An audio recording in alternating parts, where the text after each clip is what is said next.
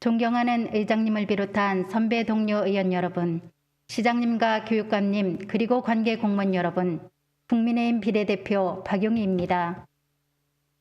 저는 오늘 국립자연사박물관 건립에 세종시가 나설 것을 촉구한다는 요지로 5분 자유 발언을 하고자 합니다.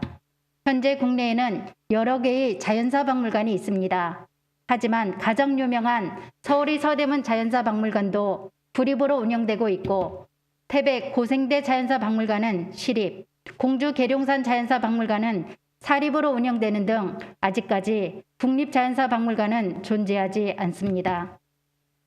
우리나라는 OECD의 GDP상의 12개국 중 국립자연사박물관이 없는 유일한 나라입니다. 영국이나 미국 등 선진국은 1800년대에 이미 국립자연사박물관을 건립했습니다. 자연사박물관은 46억 년으로 추정되는 지구의 역사상 일어난 모든 사건들을 일목요연하게 정리해 보여주는 박물관입니다. 생물만이 아니라 지질, 광물, 천문 등 모든 분야의 전시물들을 망라하기 때문에 그 나라 박물관의 구심점 역할을 합니다.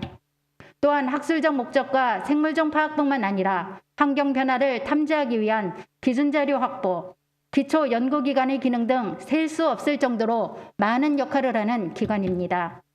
교육적인 기능도 빼놓을 수 없습니다.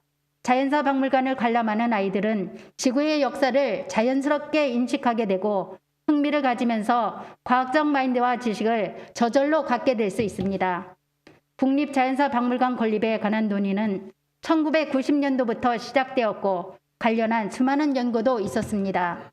그렇지만 본격적인 추진은 2011년 정부가 국립자연사박물관을 포함한 국립박물관 단지를 세종시에 건립하겠다는 계획을 발표하면서부터였습니다. 이때 계획했던 국립박물관 단지는 지난해 말 착공한 어린이 박물관을 비롯해 도시건축박물관, 디자인박물관, 국가기록박물관, 디지털 유산 영상관 등 5개 박물관이 2027년까지 조성될 예정입니다. 하지만 오랜 수건 사업인 국립자연사박물관 건립은 여전히 실현되지 못하고 있습니다. 2012년 6월 28일 행안부, 문체부, 국토부, 문화재청, 행복청이 모두 모여 세종시의 국립박물관 단지 조성을 위한 업무 협약을 체결했습니다.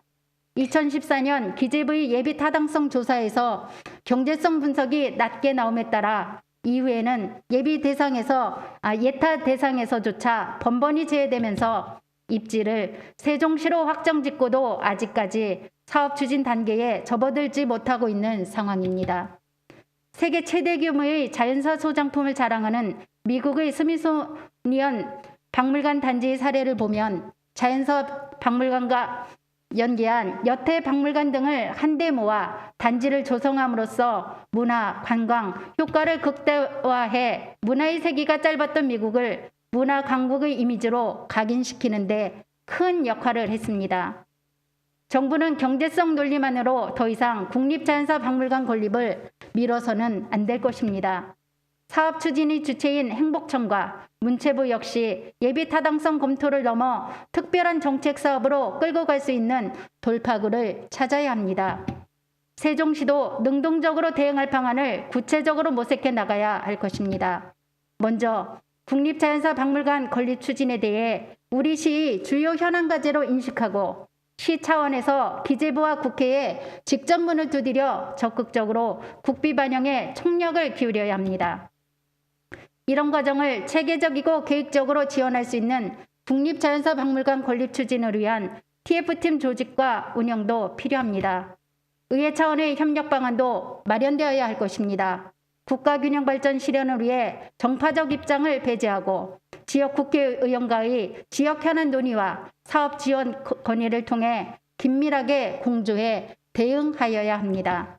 또한 세종시의회의 의지와 계획을 결집해 정부와 국회에 국립자연사박물관 건립을 강력하게 촉구하는 뜻을 표명하고 실천해 나갈 수 있도록 하겠습니다. 수도권과 비수도권 지역의 균형 있는 고른 발전을 위해 국가균형 발전의 혁신 거점으로 출범한 세종시가 국립자연사박물관 건립 추진을 통해 국가문화 발전의 성장 거점으로 발돋움하는 계기가 되기를 바라면서 오늘 발언을 마치겠습니다. 경청해 주셔서 감사합니다.